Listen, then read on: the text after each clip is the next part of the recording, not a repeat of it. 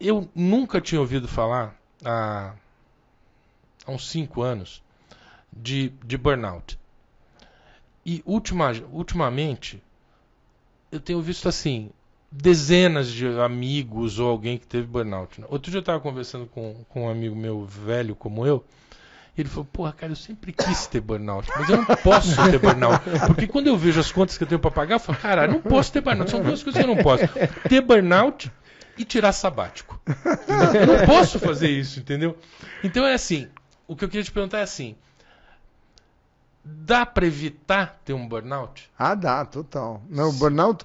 Não, sem você saber. Por exemplo, eu tô estressado pra caralho, não sei o que, não sei o que, não sei o que. Eu sou potencialmente alguém que vai ter um burnout. E aí eu falo assim, pô, não dá, velho. Tem que trabalhar, cara. Tem que botar aqui no... Ah, entendi. Entendeu? O que você quer dizer. Não, Tipo um dá gatilho, para né? você evitar burnout, não necessariamente caindo tanto em intensidade de trabalho.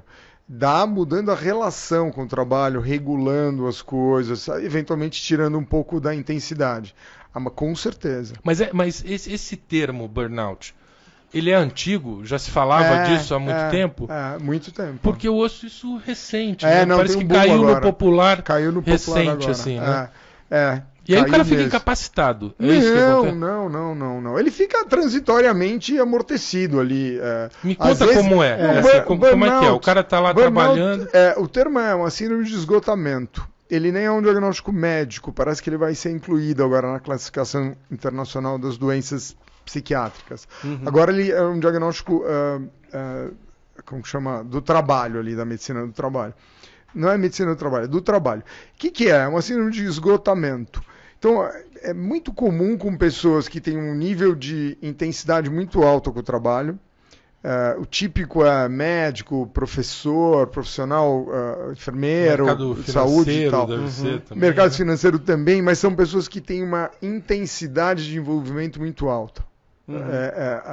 A pessoa, sei lá, a enfermeira que está ali cuidando do paciente, ela faz tudo, ela vai an extra mile, né? Ela vai mais do que ela deveria e tal. A recompensa é muito alta ali, o que está fazendo, e você vai ganhando um nível de desgaste. Tem ambientes que favorecem a ter burnout, que é, por exemplo, aquele que você faz mais e não ganha reconhecimento. Então nunca acaba. Então você vai sendo drenado por um ambiente assim. Um dos casos que eu conheço é exatamente isso. Assim. Esse é comum, e as pessoas ficam acusando o empregador porque não faz isso e tal. E aí o que acontece? Você vai ficando meio esgotado e você perde um pouco a vibração com o que você faz. Né? Antes você é uma pessoa que vibra, que gosta, quero salvar todo mundo, não sei o quê. Depois você liga um F e também você fica meio apático, meio cínico com aquilo, pode perder capacidade, atenção, entrega menos tal. Muitas vezes, acho que 70 e poucos % dos quadros de burnout tem um quadro depressivo ou um quadro ansioso associado. Então entra num diagnóstico clínico ali, psiquiátrico atual. Outros não entram. Mas burnout tem várias evoluções, né? Você pode mudar uma coisa ambiental, começar a fazer atividade física, por exemplo. Você quer ver um jeito de prevenir? Para quem não faz atividade física, se organizar a atividade física, mudar rotina e tal. Eu prefiro o burnout, porque o burnout é legal, você fica em casa, você dorme, descansa. Ganha atenção. Ô Rodrigo, mas geralmente um burnout, a crise, como que é esse ciclo, assim, quando uma pessoa entra em burnout? É um diagnóstico, não sei se é assim que se chama, mas é um período de um dia, um mês... Como que é a variação dessa retomada, vamos dizer? Tem vários quadros diferentes, né? Até porque o substrato clínico, como eu estou falando que você tem quadros de depressão e ansiedade associados, precisa ser tratado, né? Se ele é tratado, ele tende a resolver. Ele muda muito, ele é um quadro que reage muito ao ambiente. Então você muda a organização do time de trabalho, você muda a tua rotina de vida e tal, ele tende a melhorar. Varia muito de indivíduo para indivíduo, né? Quem tem uma patologia já faz isso. Agora, o que acontece com essas coisas, né? Como vocês estão falando, é novo, não é zero novo, estava aí há um tempão. Mas tem a hora que entra na moda, né? Quando entra na moda, todo mundo tem, né? Tem uma época todo mundo é bipolar, é chique ser bipolar. Essa é outra também, bipolar. Eu sou tripolar, quadripolar. A depressão ela não é sempre bipolar. Né? Não, a maior parte das vezes ela é unipolar, né? O que é bipolar é você ter depressões de verdade e ter quadros de exaltação, que tecnicamente na psiquiatria a gente chama de mania. E é muito misleading, assim, né? Mania, parece que você está com mania de alguma coisa. Não é mania de nada, é só uma aceleração, uma empolgação. E é uma fase que você pode estar gastando muito dinheiro, você está com muita intensidade, diminui sono, aumenta energia e tal. Não tem uma de não estar ganhando dinheiro? Também tem, mas você se acha. Não, gastando, você gasta e fica pendurado. Um monte de casos. Aumenta desejo sexual e tal. Então é uma oposição à depressão. Então alguém que é bipolar tem uma fase e outra fase. Né, alternada, não é? Então não é no mesmo dia que você fica de um jeito ou de outro, né? Entendi. São fases de pelo menos semanas e tal. E até indo nessa linha de ser novo ou não, algumas pessoas mais velhas falam assim, não, porque na minha época não existia essa depressão. Que porra de burnout que é. Isso aí é coisa de idade. O preconceito não é só de falar que você tem, mas também quantas vezes eu ouvi falar assim, não, depressão é coisa de rico. Pobre não pode ter depressão. Né? Quer dizer, tem um monte de preconceitos. Você sabe, Neto, que é bem interessante, né? Depressão é coisa de rico, suicídio é coisa de rico que não precisa de mais nada e tal. Onde são as maiores taxas? Qual é o país com a maior taxa de suicídio no mundo? Não é o Brasil, né? Não é o Brasil. Não, Suécia, Finlândia, não é? Aqueles países que estão... Japão, não é? Nem a Paulo Juvenal. Eu sempre ouvi isso, verdade. Sri Lanka.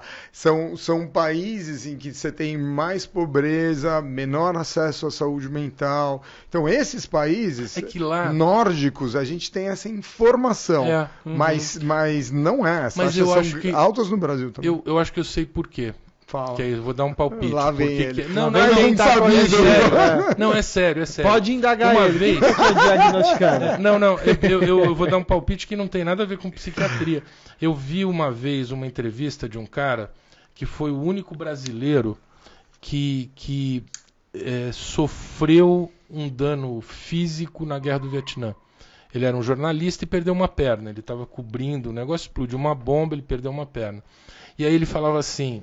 que ele foi super bem atendido, né? Porque o exército veio, levou ele lá para o hospital de campanha,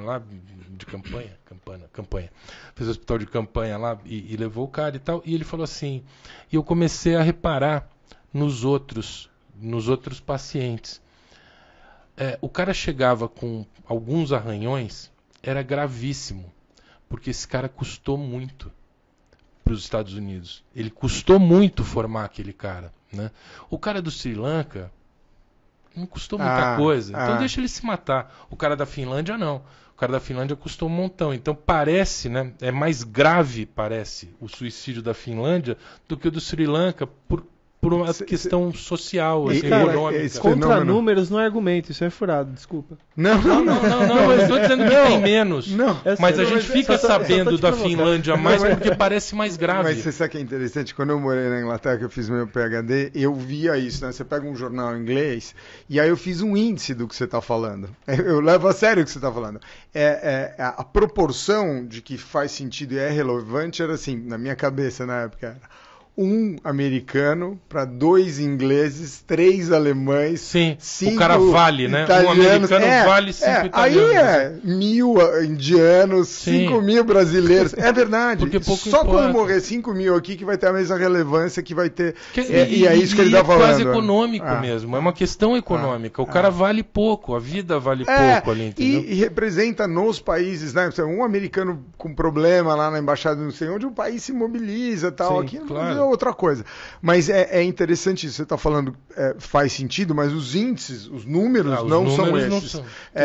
Eu lembrei agora, essa pesquisa que eu estou falando, essa coorte inglesa, o fator mais associado à saúde mental ruim na pandemia, a queda, é o fator econômico, insegurança econômica. Então, você imagina, na Inglaterra, com o welfare que tem lá e tal, a insegurança econômica tem um baita do impacto. Imagina aqui. O nível de estresse que você tem porque você não vai pagar a conta no fim do mês e tal. Você não acha absurdo, que é o contrário? É muito alto. Você não acha que é o contrário? O quê? Na Inglaterra, isso é um terror, exatamente pelas condições que eles têm. Quer dizer, eu posso perder tudo isso que o Estado me dá, ou que a sociedade me dá. Aqui no Brasil o cara fala, eu já tô fudido mesmo, com pandemia, sem pandemia. Ah, mas Não, é diferente. sabe o que Você acha que acontece? ele é um- Eu não tô falando dos ingleses que têm um status alto e cai, é quem tá com insegurança econômica. Sei. Entendeu? São as classes mais Isso baixas que mexe estão com o precisando. psicológico absurdo. Né? Se você não tem para prover pro seu filho ali, Claro. ou você tem uma dificuldade nesse nível, é muito pesado. E aí tem alta taxa de suicídio, alto nível de alcoolismo, muita depressão, associada a essas coisas. Então,